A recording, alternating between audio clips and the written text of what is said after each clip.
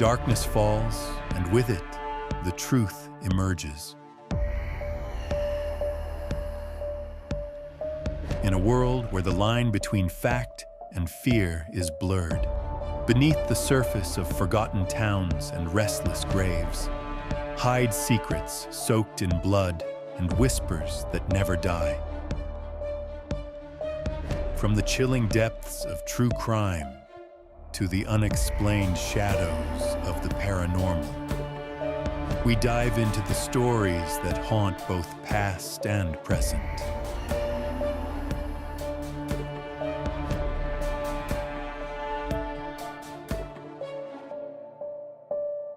Welcome to Realm of Darkness.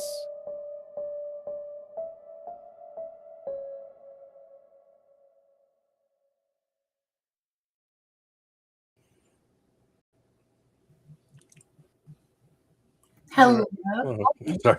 Do you see I how was weird muted thing just happened behind me? What happened? I don't know. It was like this. I think it's because Heidi's here. It was a weird shadow going on. But hello, guys. How are you?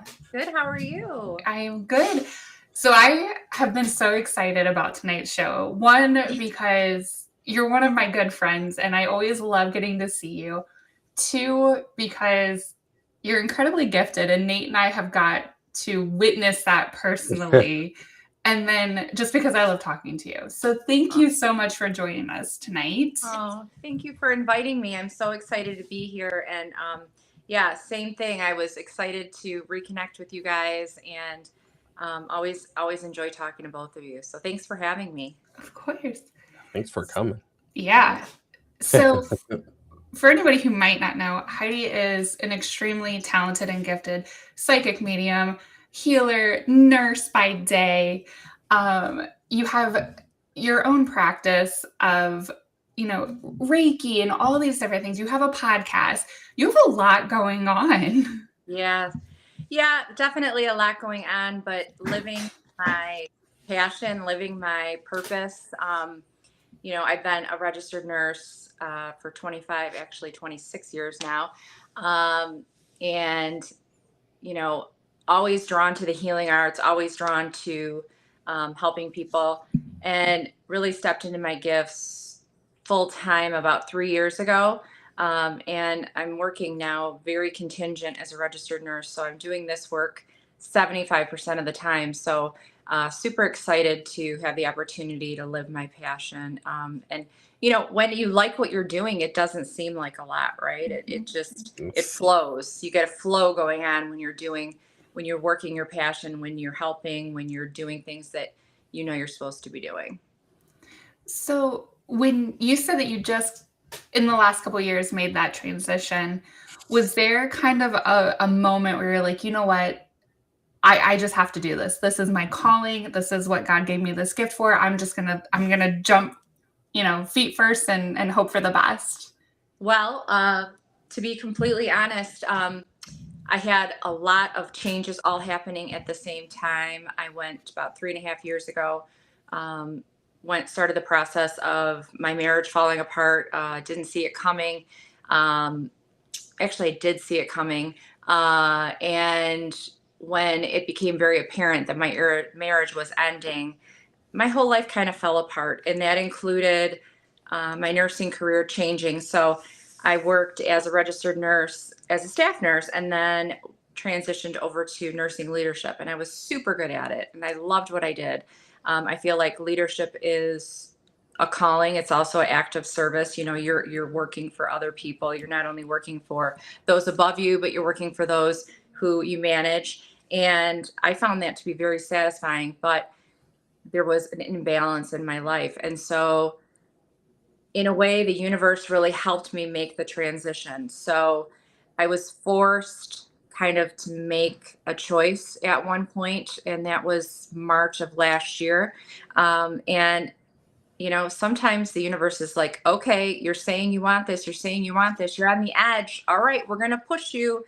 And that's exactly what they did. And I found myself unemployed and with just my business cards in my wallet and an office space and all these wonderful opportunities within the paranormal world, and just started to just live what I'd been saying I wanted to do for so long. It was Mhm. finally here. So, you know, I think most people know what they want to do, know what their passion is, but they have that fear. And sometimes Yeah. it just takes that last little push to get you there. So, though at the time it didn't feel like it was happening for me, it felt like it was happening to me. But now I can say without a doubt it happened for me. And so now I'm working contingent, meaning I can work as much or as little as I want to doing home care, and it fits into my day. And then I'm able to see clients. I read for people all over the country. I do Zoom. And then I also have my practice in Southeast Michigan. So I see people in the office. So I have a nice balance of both. And I'm very grateful and happy to be living my passion on a daily basis. Yeah, and that's incredible because I know we met a couple years ago at a convention, and it was actually David Taylor that introduced us. Yes. So, Yeah. and that was at the Hanover Paracon, and I think that was the very first time we had met, and I got to kind of see you work with people and watch them kind of sit at the table and you do the readings. And I know David and I were both very intrigued because everybody has their own style.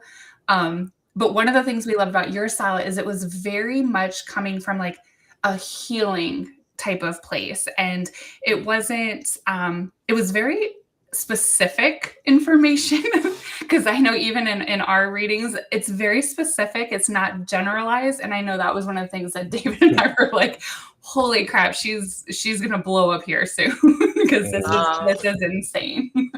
That's very sweet of you to say. Yeah, I feel like, well, first of all, I have to say when I met you the first time, like the light in me recognized the light in you, like that shine behind your eyes, that sparkle, like definitely that connection was there. I liked you automatically. I definitely feel like maybe past lives together. We've talked about this.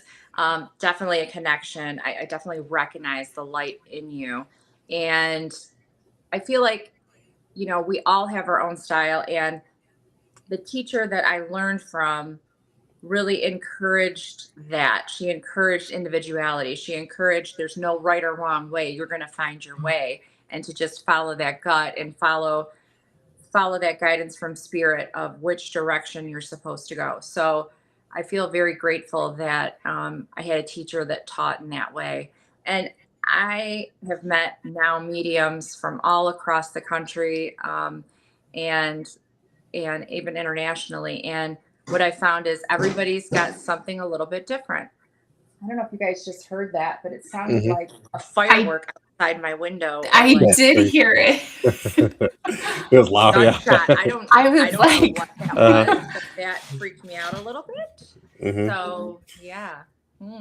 Sorry. That's the universe. See? Yeah, Yeah. the universe. Yeah. Yeah. Well, maybe it's David too. We're talking about David. So That is true. no That is doubt true. that he is, you know, part of all this in the background. I have Heidi on your show, you know.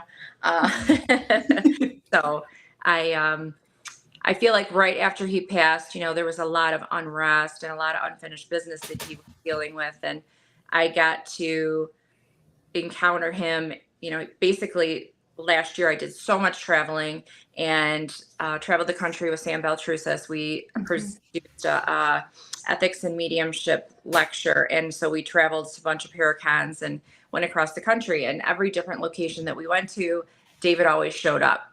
And then I found as the year went on, those show ups happened less and less. And I feel like that's because he found peace. He was able to finish up those things. And I feel like souls do that, especially when their death is unexpected. You know, he passed in his sleep. So I feel like he's at a better place. He's at rest. He's at the higher levels of, you know, the heaven realm, as I understand it. That's how I understand it and read it energetically.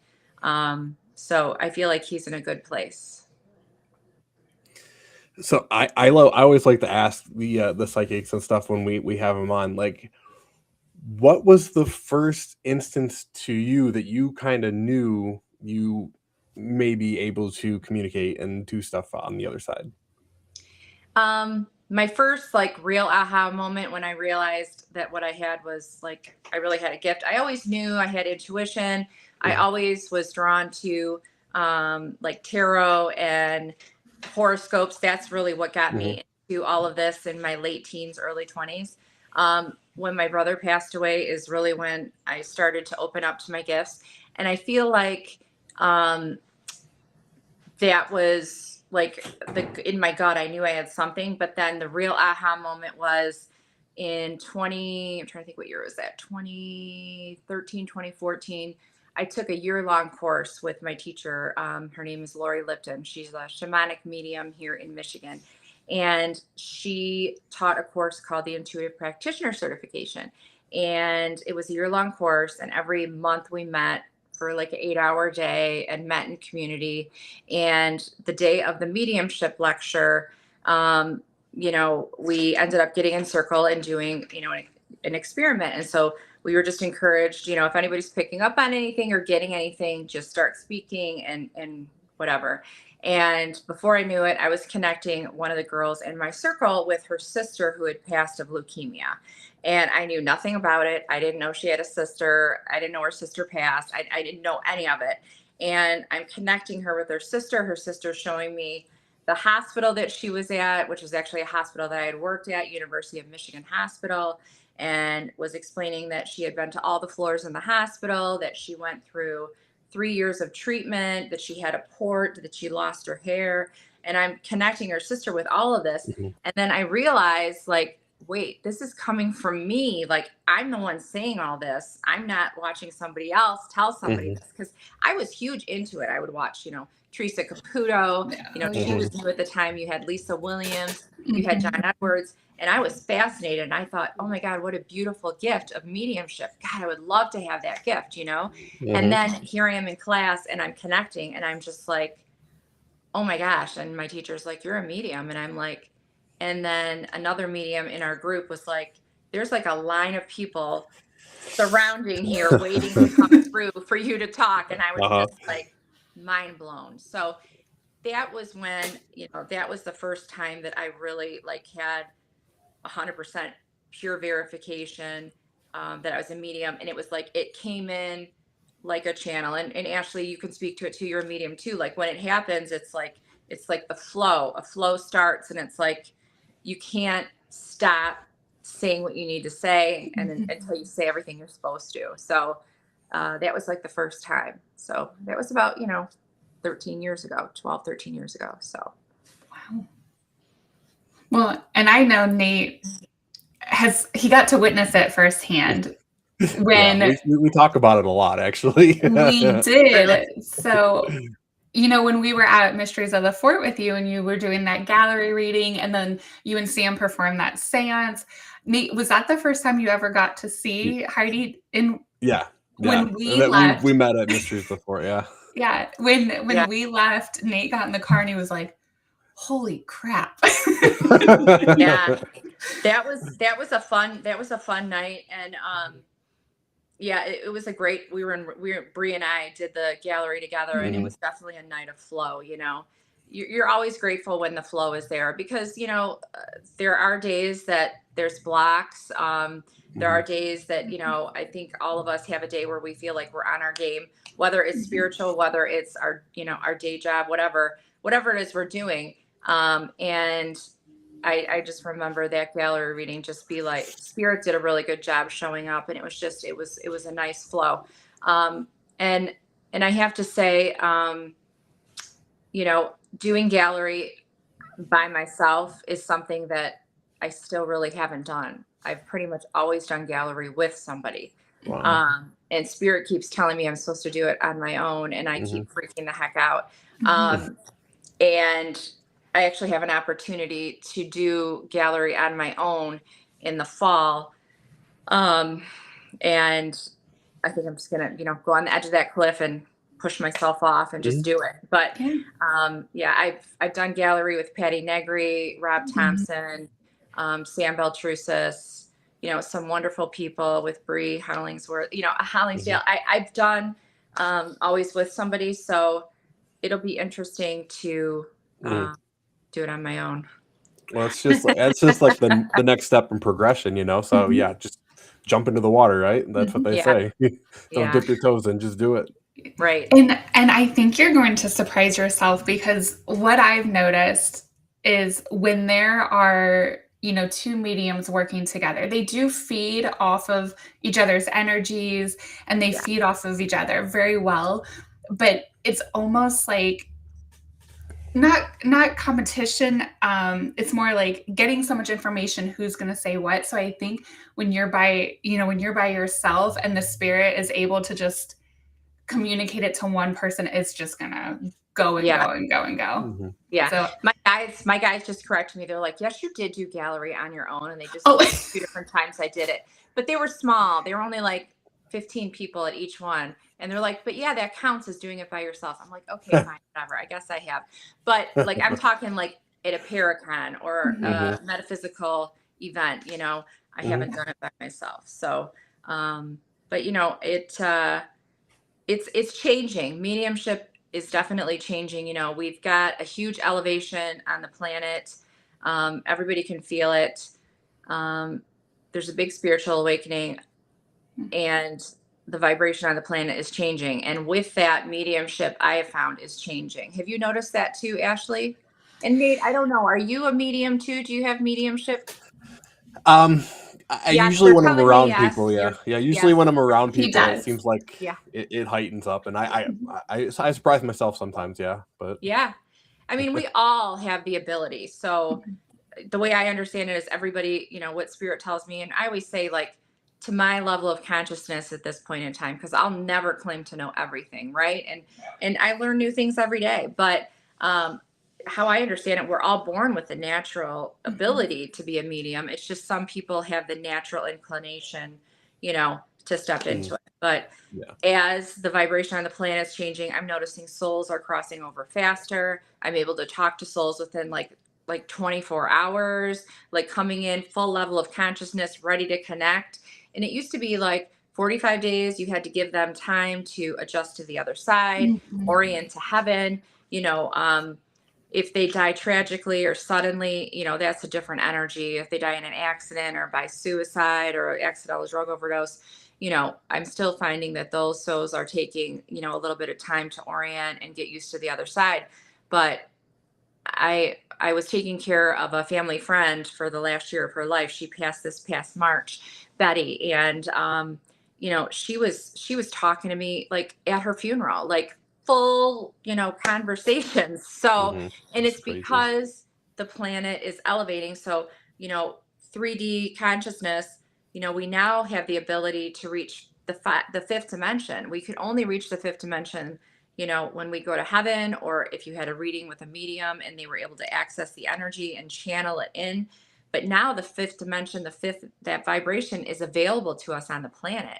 And so because of that, what I'm finding is that people are going through life review when they're still alive, when they're still in a body. And so how I understand it, by the time people actually cross over, they've already done their life review. They already, have seen the things that they did, the things that they accomplished, the things that they wish they had done differently, and kind of come to peace with it. So as long as they're, not dying tragically or suddenly, I'm finding those souls are crossing over, really quickly.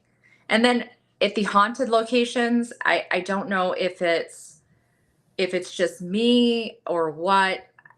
I found so many souls, fragmented soul parts wanting to be witnessed and crossed over. I've been doing a ton of crossovers, a ton of crossing over. I'm a soul retrieval person. I'm trained in soul retrieval, so I'm a soul retriever. And I'm not sure if you guys are familiar with that term.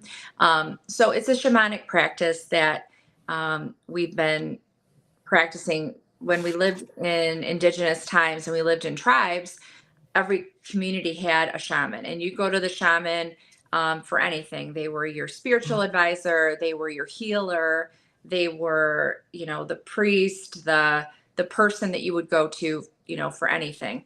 And soul retrieval was something that was just a natural part, a natural way of being, a natural way of living. And so anytime you had a tragic event happen, anytime you went through trauma or had a loss, you have the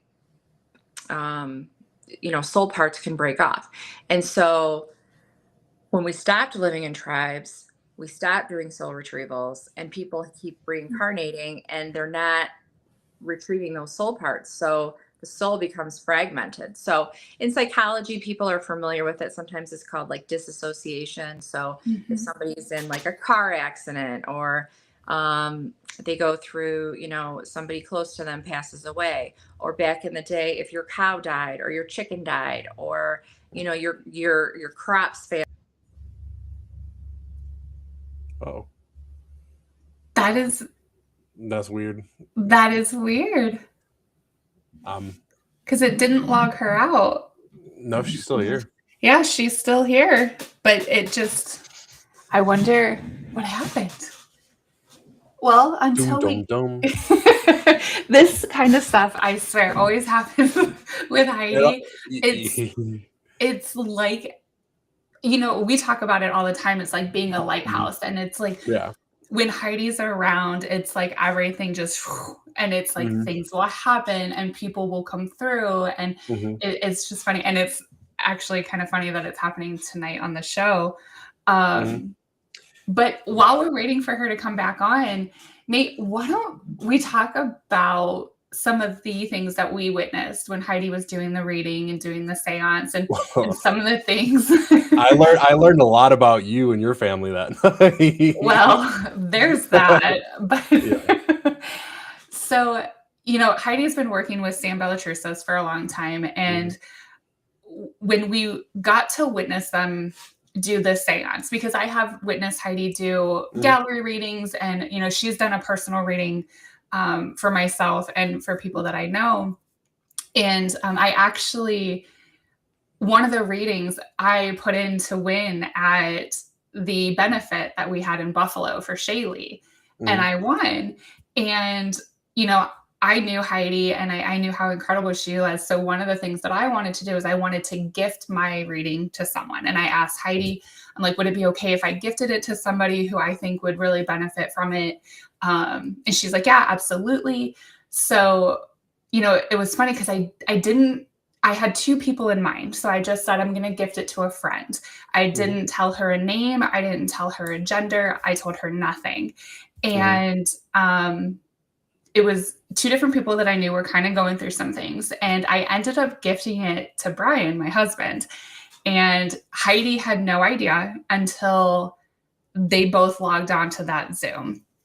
And, Heidi and I have been friends for a while, but, there's certain things that you just don't talk about at these paranormal events. And during that time, my father-in-law, but my father-in-law was kind of in and out of the hospital. He wasn't really doing well. We did think we were going to lose him. So that's why I gifted it to my husband. And he logged in and he met with Heidi, and I sat off to the side because I'm nosy.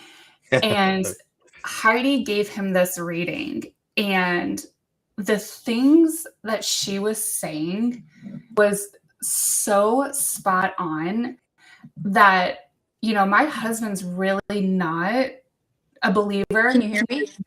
Oh, we can hear you. Yes. Yay. I'm sorry, you guys. My daughter, of course, calls, and I forgot to put airplane mode on. My fault. That's okay. 18-year-old.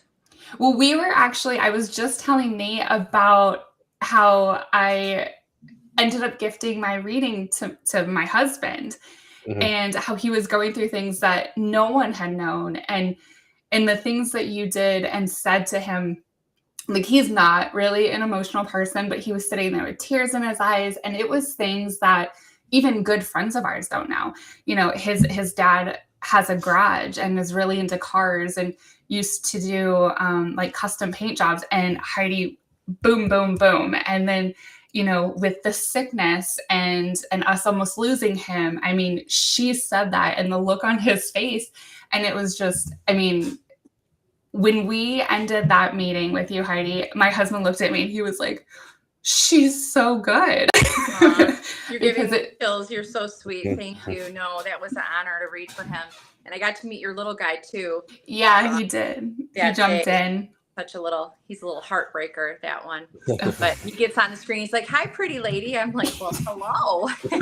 He did. He was charming her from the first little moment. Charmer. Yeah. But so yeah, what you were saying, he's a little medium too, like his mama. Yeah, he mentioned some things, and he'll we'll go places, and I'm like, "Mom, do you see the little girl?" And I'm like we moved into a new house, and we were outside, and he's like, "There's a little girl in the window telling me she wants to be my friend," and Brian's like, "Tell her no, tell her no." Like, that's how every horror movie starts.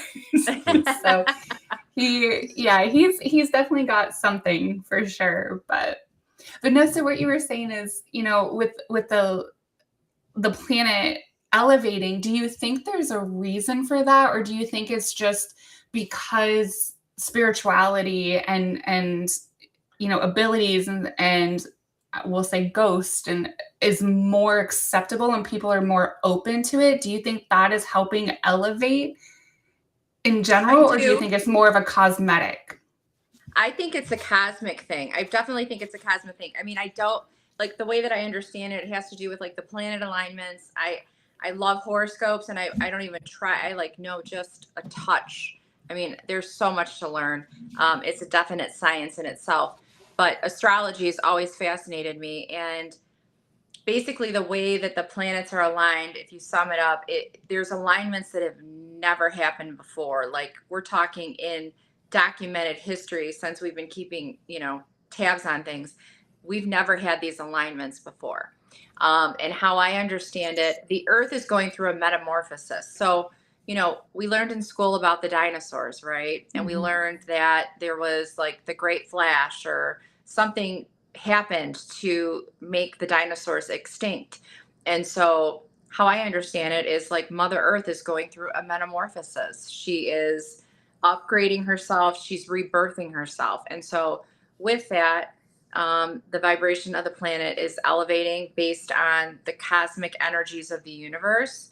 And the way that I also understand it is beings from other planets are helping us as a planet elevate so that we don't blow ourselves up. So we as a planet have, kind of lost our way. I don't know if you guys are familiar with Atlantis, the story of Atlantis, same kind of story where Mother Earth, was rebirthing herself, and Atlantis became extinct based on, events that happen on the planet. So it's time for us to rebirth ourselves. And the way I understand it is the vibration of the planet is changing. The earth is spinning, literally spinning faster. And it's a scientific fact. You can look it up on the internet. The spin and the turn of the planet is happening faster. And we are elevating very quickly. I don't know if you guys are familiar with the 3-Eye Atlas. They called it a comet. And it came through by planet Earth in the springtime, like February, March, April. And as it came near the Earth and into our solar system, it also helped aid in this elevation. And the way I understand it, it went into the sun and changed the way that the sun is on a cellular level. And so if you think about it, the sun is the center of our solar system, right? We can't have life without the sun. The sun gives us our energy, our heat, our power, our electricity. And so without the sun, we can't be here. We can't live. We wouldn't have trees. We wouldn't have photosynthesis of plants and plant life. And, plant life is needed for oxygen. I could go into the whole scientific part of it. But as 3-Eye Atlas went and changed that, as the sun reaches us, it is changing our DNA. And so our DNA in our body, the way I understand it, is upgrading, and the dormant parts of our DNA are waking up. Our spiritual parts of our DNA are waking up, and our physical body is becoming crystalline. So that's why you're seeing a lot of people changing what they're eating. people are being drawn to eating higher vibrational foods. There's a mass push of people wanting to eat healthier, live healthier.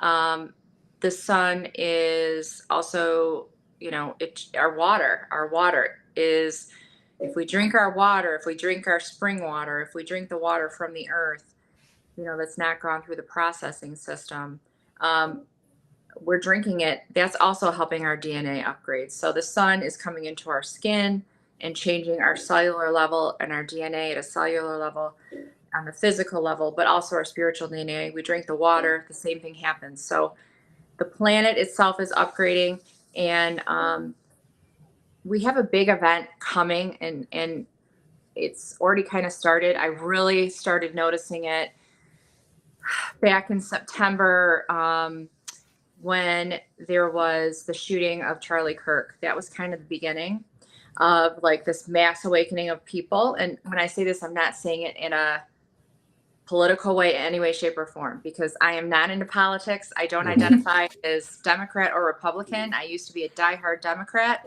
all about human rights. But you know what? Anything that separates us needs to go away, because we as a humanity, we need to find common ground. We need to unite.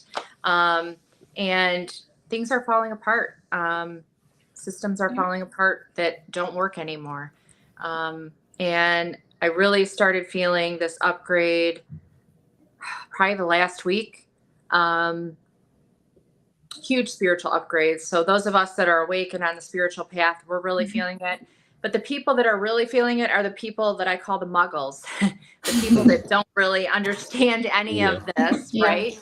Yeah. They're the ones that are kind of having a hard time and being like, what the hell is happening? Like fear, and fear has never been so prominent.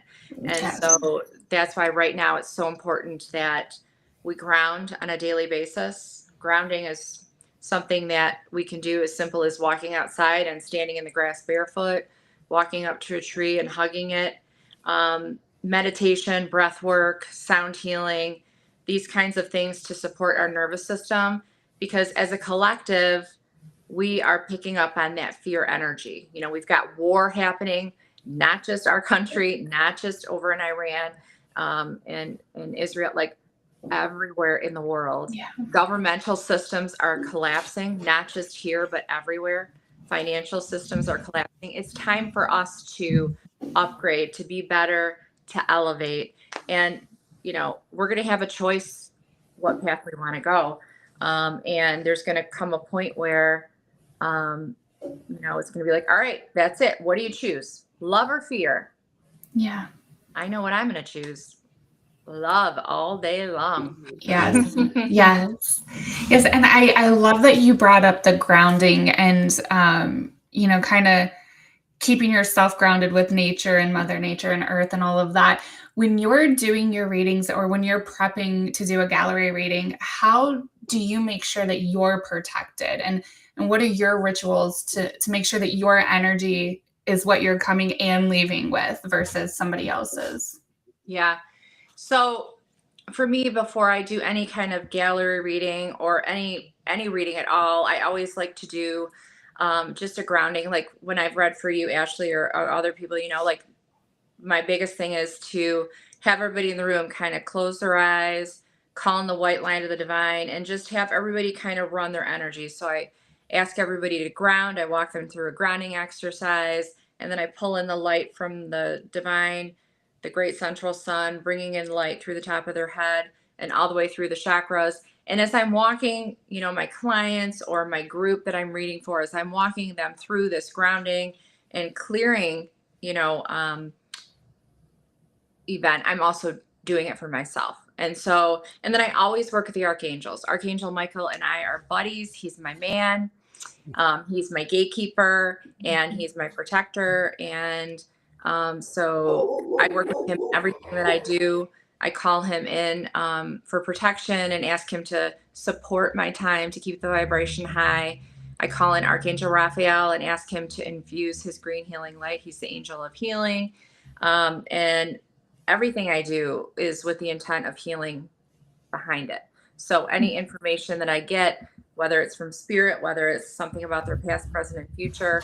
I always set the intention to serve that person's highest good. And so I trust that whatever's going to serve their best at that time is what's going to come through. So if it's information about their health, that they need to change their diet, or if it's information about a relationship that they're in that's toxic, that they need to, look at getting out of, whatever I do, I always set that intention to provide some sort of healing. And then I also ask in Archangel Gabriel, and he helps me in communicating because he's the messenger angel. And when I talk about angels, I always have to say that angels are universal. They cross all religions, and they're not religious in context. So I always like to make sure I tell my clients that, because some people come in and they have, religious trauma, or they have some kind of aversion to religion. So, like I said, I don't affiliate myself with a political party, and same thing for religion. I was born and raised Catholic. I love my Catholicism. I love my Catholic upbringing, but I don't, all of the dogma that goes into Catholicism, it doesn't align with everything that I believe at this point in time in my life. So I don't identify in any religious context, just, that there is a divine being, that there's God, that God is universal, available to everybody. And all the work that I do is in the light and with God. So, but yeah, I think my biggest thing is the archangels, Archangel Michael.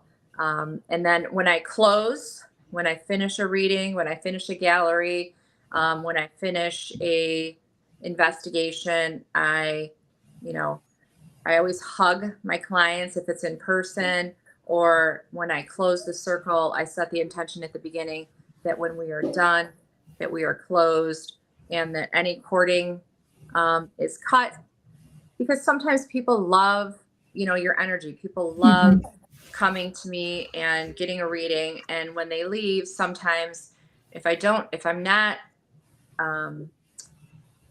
have I call it spiritual hygiene.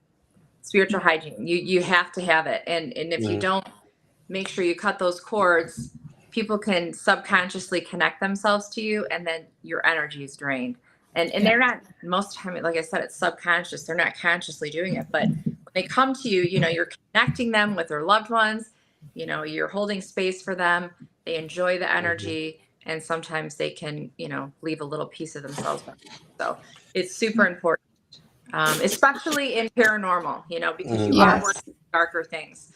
And unfortunately, I have had a couple of experiences that were scary at the time, but they ended up happening again for me. And they taught me how to set my boundaries, not only spiritually, but set my boundaries in my personal life. So for me,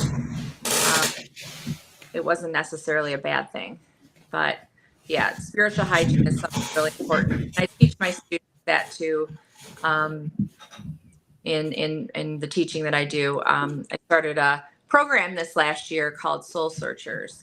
And so it's a spiritual community, and we meet once a month, and every month is a different topic. And we do it via Zoom because I have clients, and I have students from all over the country, from all my travels at all the different paranormal conferences. So I teach that to my students. It's super important to have that spiritual hygiene, to call in protection before and to clear yourself after. So speaking of your classes, if there is somebody who is interested in taking the step into mediumship, but they're on that verge, kind of like Nate, where he, kind of have things happen, but not really. Do you have like a beginner's class, or do you tailor it to the individuals, or is it kind of a big class and everybody learns from each other? Yeah, so I have different varying levels of people that have different experiences, as far as those who are like brand new, like my mom, right? She's born and raised Catholic. She learns about stuff from me, but she's been at every class, and every class is a different topic. So we learned about manifestation. We learned about We learned about meditation and the shamanic journey. We learned about different healing modalities. And for her, it was just like, wow, this is all new. I love it.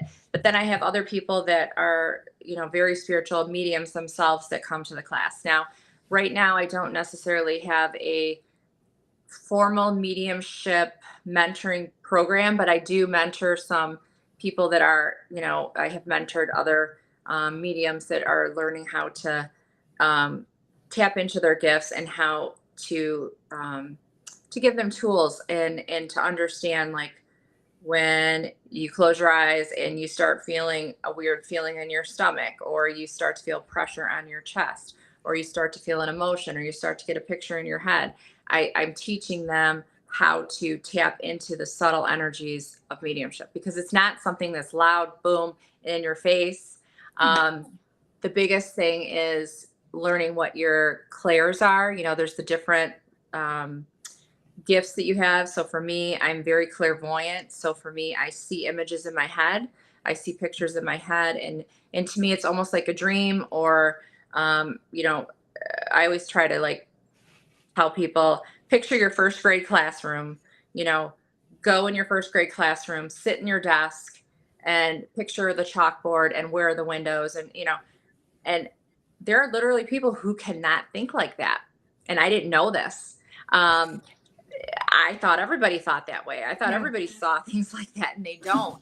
So learning to teach people, like teaching people how to learn what your gift is. Some people have what's called claircognizance, and it's just a clear knowing. You just know something. You don't know how you know it, but you just know it.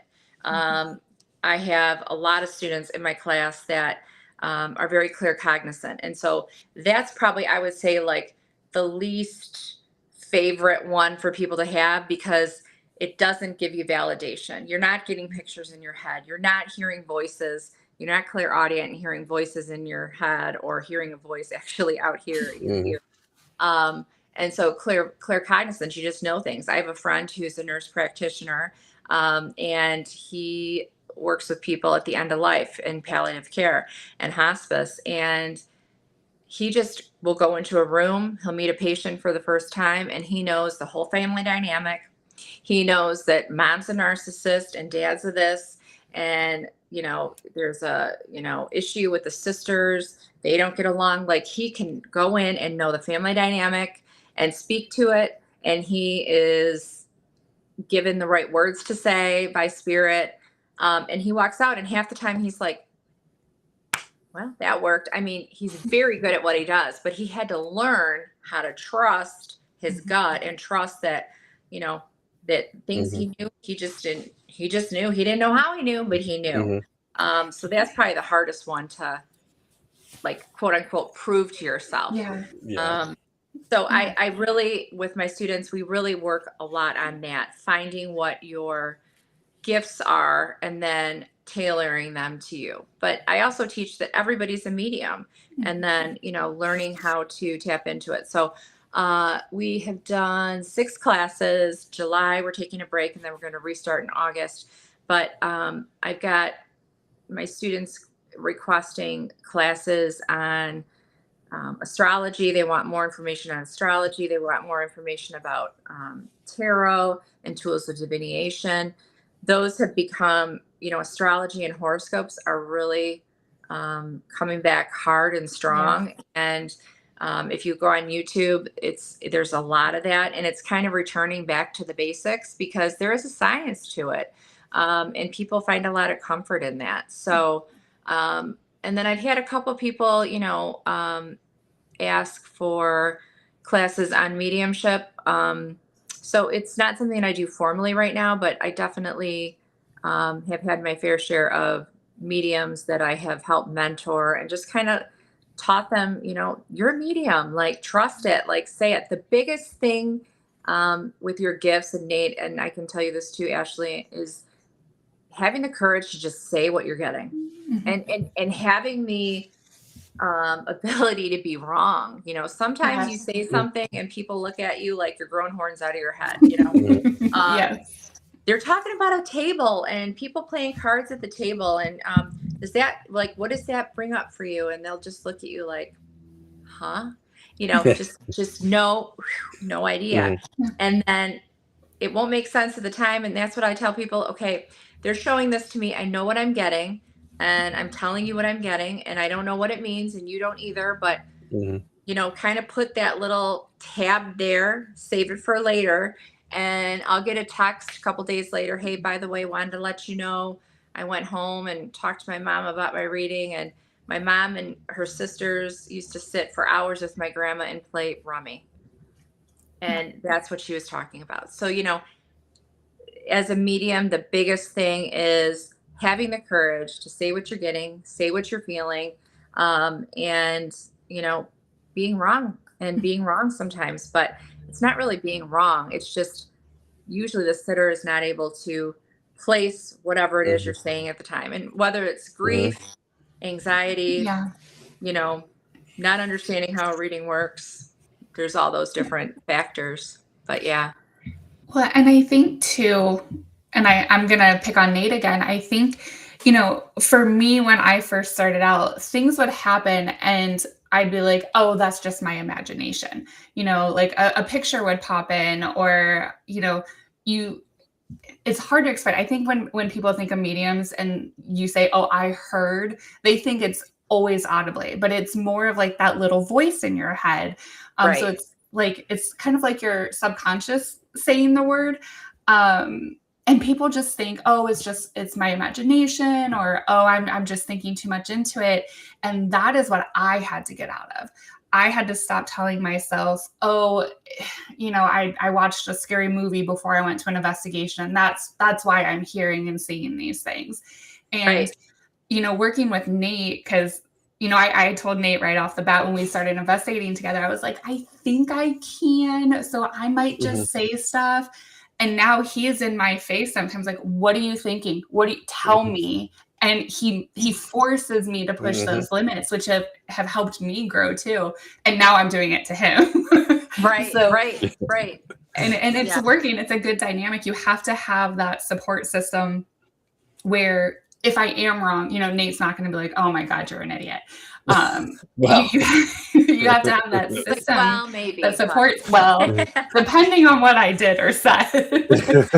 No, I find, especially in the paranormal, that it's super important to have another medium with you, or somebody else that has some sort of spidey senses, whether it's clairvoyance, clairaudience, a strong intuition, because you can bounce off each other, and it helps validate what you're getting as a medium.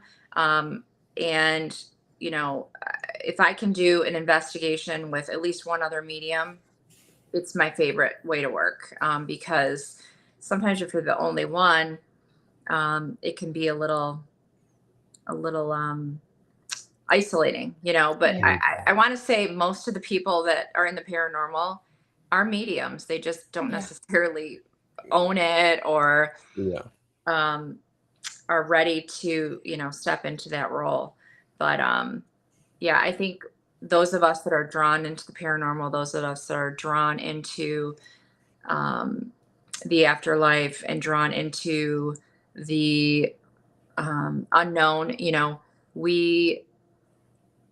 we're all in it together, and like that's the best part of it. It's the community, it's bouncing off each other, it's the experience that you have, with the people that you're with. That's why I do the work that I do.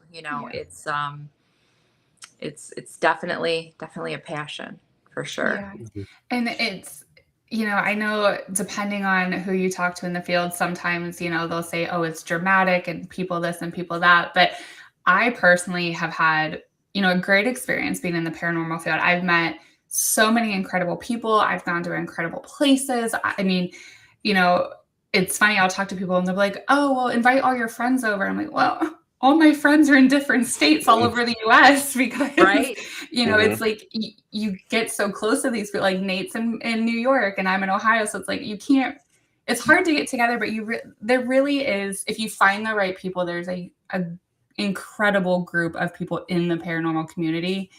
You got to align with the right ones. Well, and that's the thing. And I was just actually, it's funny. I don't know if I was having a little bit of a premonition about our talk tonight, but I was thinking about that. I was drying my hair tonight before our meeting. I was thinking how lucky I am to have aligned with myself and met people that, I vibe with. I have to say that I have, knock on wood, been extremely lucky. I got into the paranormal 3 years ago. I met Rob Thompson and Heather Bordelin from the Ghost Finders, and I was on season 12 of the Ghost Finders. And I met so many amazing people that I kept hearing, there's so much backstabbing, and I would see different posts of different things. And I found that when I'd go to different paranormal conventions, or I'd go to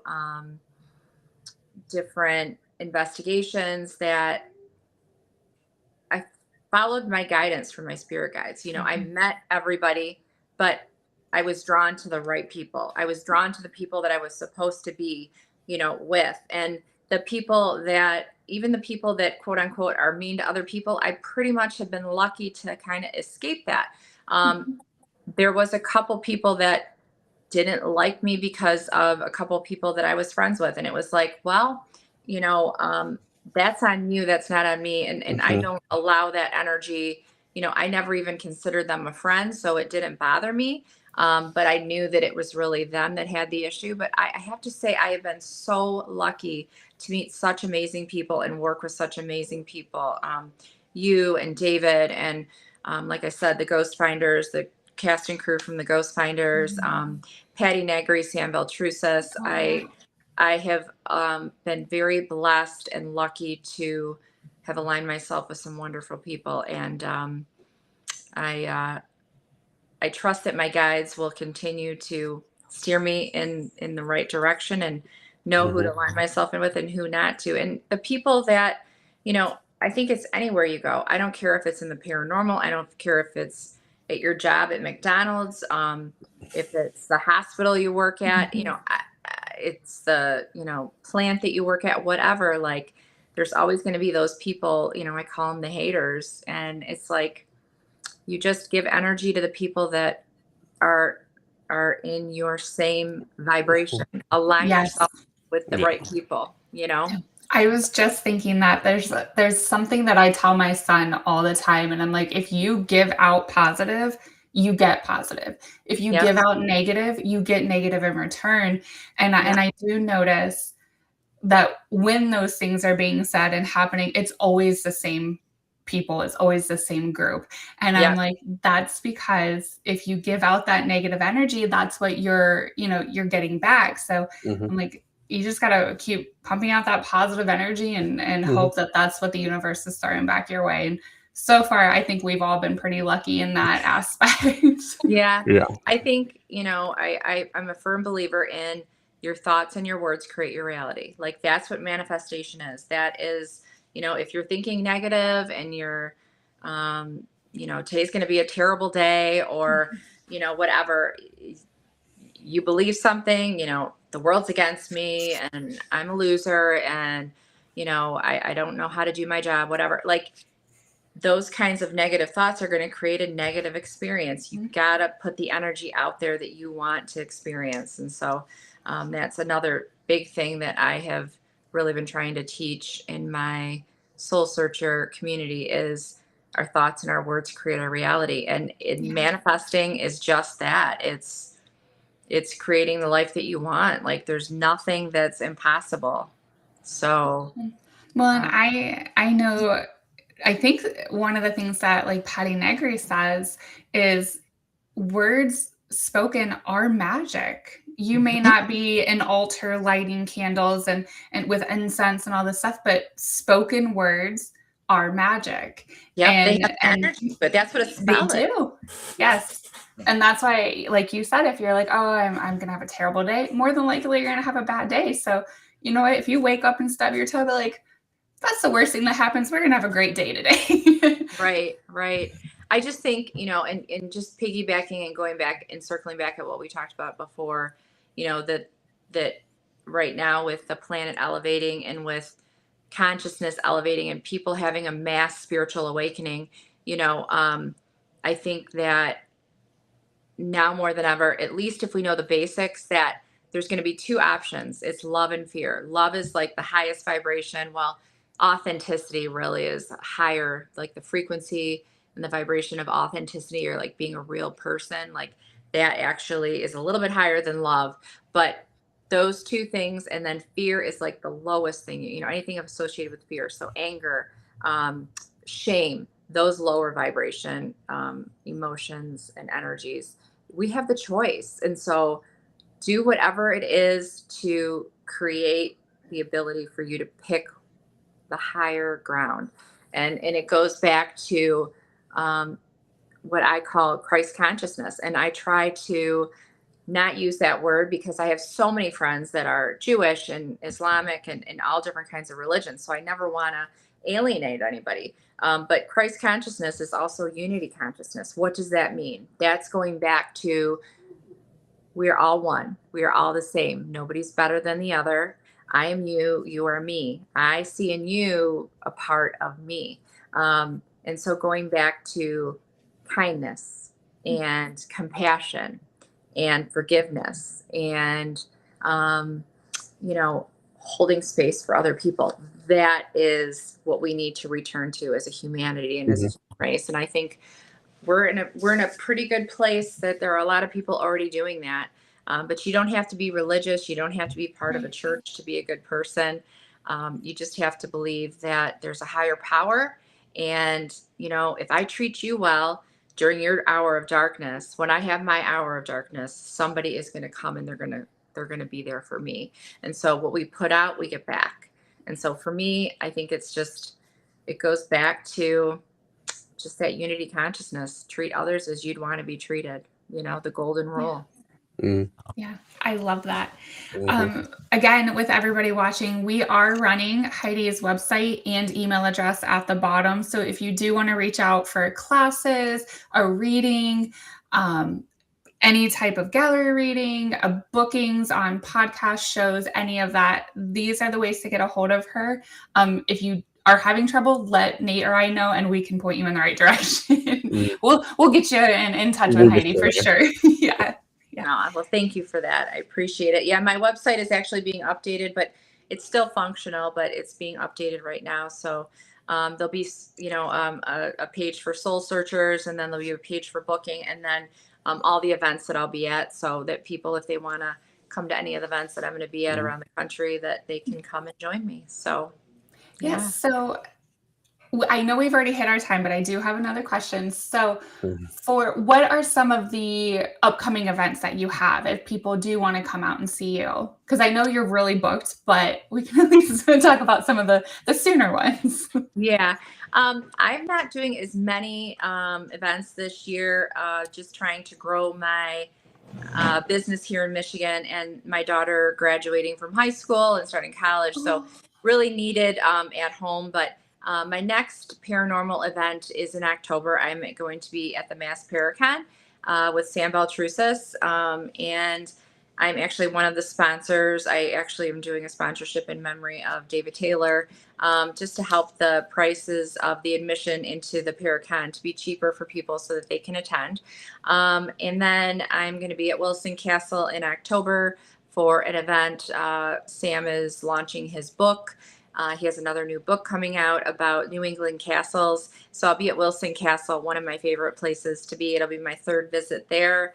And then I have a new podcast coming out, and I can't say the name yet, but I'm in the works with a network. So I don't really want to say quite yet and spoil the fun, because I haven't signed any paperwork or anything yet. But I have a podcast coming out, so I'll have to have you guys on. And we'll be talking about, anything spiritual, all things from paranormal to mysticism to healing modalities to mediumship, all sorts of things, but also getting into the new earth and talking about what we talked about tonight, about the vibration of the planet in humanity waking up, and then also about alien life. I'm a big believer in disclosure. The new Steven Spielberg, and that movie just came out. I don't know if you guys seen it or not yet. Not yet. No. Yeah. Not yet. No. I have to see it. I found it so moving.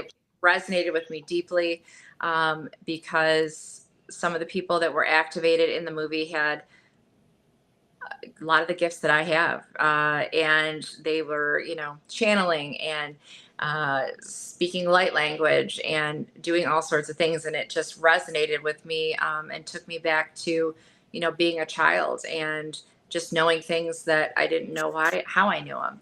And so, speaking about that too is another topic that I'll be looking into. So I'm really excited about that opportunity. So.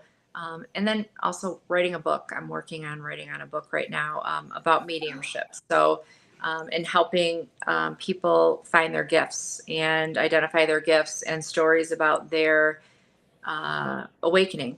And so I'm really excited about that. So thank you guys for having me. It's been wonderful to spend time with you. And am I going to see you guys anywhere, any of the places I mentioned? Are you guys going to Mass Paracon? Don't believe No, so. we won't be at Mass Paracon, because I think a few weeks before that we will be at the Underworld Culture Con in Scranton, PA, and that's going to be a couple days long. So yeah. I do want to get out to Mass Paracon though. Yeah, it's a good one. Sam's saying that this might be his last one. I don't know. We'll see. He always says that, and then he doesn't. He said that the last few years. I know. It's a lot of work. Putting a con on is a lot of work, and people aren't attending as much as they were.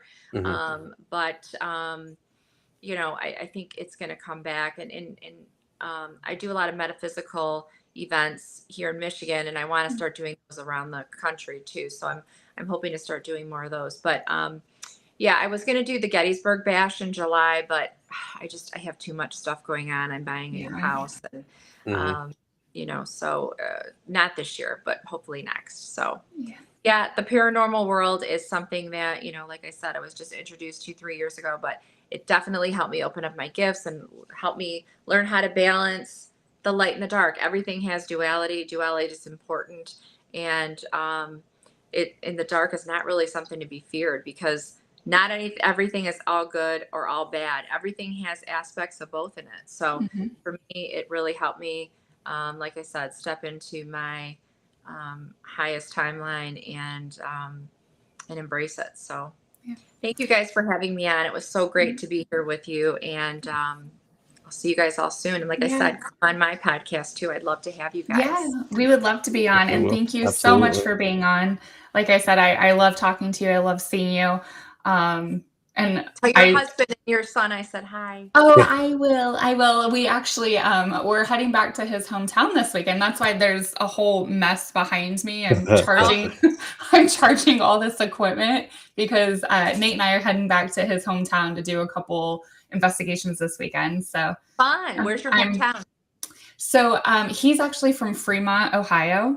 Okay. So so we are doing the new Masonic Temple on Saturday. That's hard to say for me. So we're doing that on Saturday, and then we're doing Beale Manor on Sunday, which fun. Yeah, so neither one of us have been to the location on Saturday, and then Nate's never been to the one on Sunday, and we're going to be there when it's still daylight. So I actually was thinking about having Brian bring up my son and letting him walk into his first haunted location just to see. Well, so I don't know if you've been to Beale yet. You would love it. It is. I've heard good things. Yeah. It's incredible, and it's more. The spirits there are more friendly. It was a boys' home, and it was sometimes men who were mentally challenged, and there's a lot of kid spirits and things like that. So I want to bring my son in because he's 9, and I want to see if they interact with him. And since it's not a location that is scary or dark, or, I say dark loosely because it's normally not dark, but something that he's not going to go home and have nightmares over. So I'm excited to see how he handles that Sunday. He'll only be there for a little bit, but maybe like 30 minutes. He'll love it. And just do the, spiritual hygiene. Go in, call in protection, call in Archangel Michael. And then when you leave, same thing, clear, cleanse and balance, and little sage, little Palo Santo spray goes a long way, and just teach them that. You know, I think as parents, it's important that we teach our kids that spiritual hygiene, you know, that you're always protected. You just have to know what tools to use to protect yourself. So, yeah. And our big thing is, you know, you watch these shows and it's demons and demons. And I tell him, I'm like, not everything's a demon. Sometimes it's misunderstood. Just because, you know, you accidentally got pushed or scratched does not mean it was malicious. It could have just been them trying to get your attention and reaching out. So we're trying to teach him the right way. So we'll see. We'll see how it goes. Love that. Love it. But thanks again so much for being on. I hope we get to see each other soon. If not, we're going to have to plan something. And other than that, Nate, got anything? No, we're off. We're off next week again, but we will be back in 2 weeks. I think July 2nd, right before the 4th of July. And that's Kevin Kedgley, correct? Correct. From Stranger Things. From Stranger Things. Fun. So. Awesome. Yeah. Ooh, I got to tune in. He'll be on. And his wife, Wendy, who is a FX artist. So she does all the creepy makeup. So it'll be fun having those two on. So until next time, we might do a live. So you guys keep checking back Saturday and Sunday in case we do lives. But until then, we'll see you guys in 2 weeks. And Heidi, thank you so much. Thank you so much. Bye, guys. Thank you. Good night. Bye-bye.